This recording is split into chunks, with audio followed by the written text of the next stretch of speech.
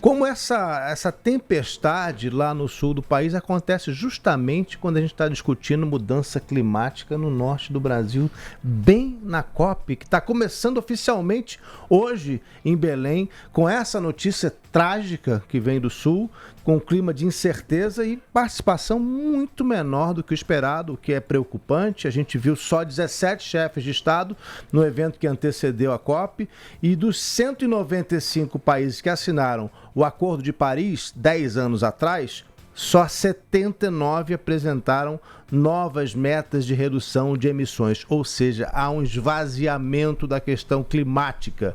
Isso impediu que a ONU traçasse um panorama global preciso sobre o rumo das metas de aquecimento, porque não dá para fazer isso se você não tem as informações do mundo inteiro. Então o relatório da COP vai ser inconclusivo.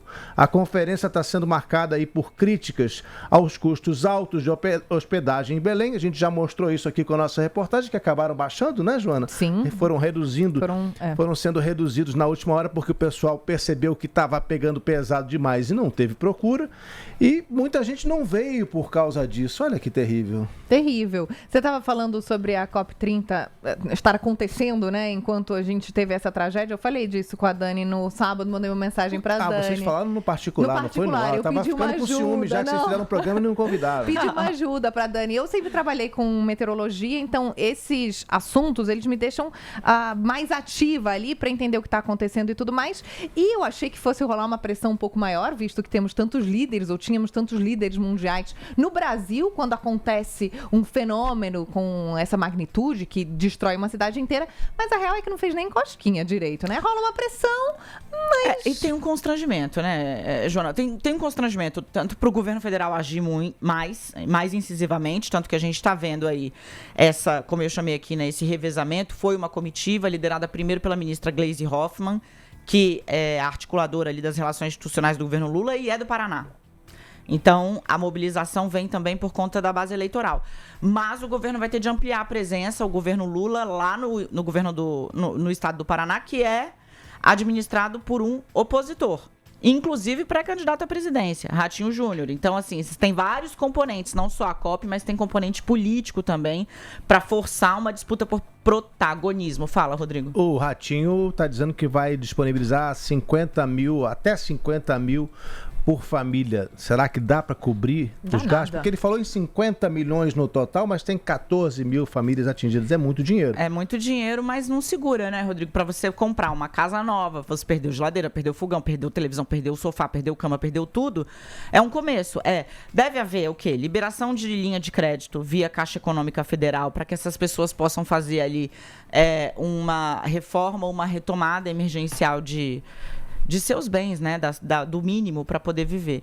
Agora, Joana, falando aí um pouco sobre o constrangimento, então tem esse constrangimento, mas não é só do Lula, sabe? O Rodrigo estava dando os dados agora, e aí você vê os líderes mundiais que se ausentaram ou que decidiram não apresentar as suas metas, eles também ficam olhando aí e falam, bom, não dá para fingir que isso não está acontecendo, né? A gente vai viver fenômenos climáticos cada vez mais extremos, a ciência vem nos avisando, as cheias do Rio Grande do Sul mostraram isso pra gente. Agora vem um tornado no Paraná e eu, sinceramente, não tinha visto. Não havia presenciado algo desse tipo. Então, assim, fica todo mundo que tá colocando a cabeça fazendo avestruz, sabe? Colocando a cabeça dentro da areia pra ver se finge que não tá vendo o que tá acontecendo.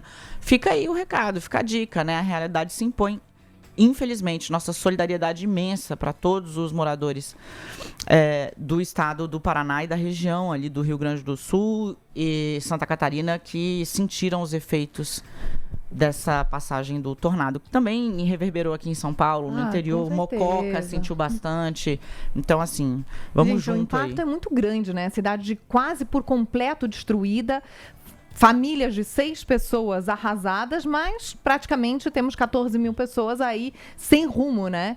Quem me acompanha há mais tempo sabe que meu pai perdeu tudo quando o prédio dele caiu, né? O prédio dele caiu, não foi por um fenômeno climático diretamente, mas tem um pouco a ver ali. O prédio dele caiu, ele perdeu absolutamente tudo com 60 anos de idade, teve que recomeçar a vida. O prédio dele caiu porque ficava na beira da praia e cedeu. As bases do edifício cederam ali com o avanço das águas por debaixo do do prédio. E aí, ok, sobreviveu, que bom, que maravilha.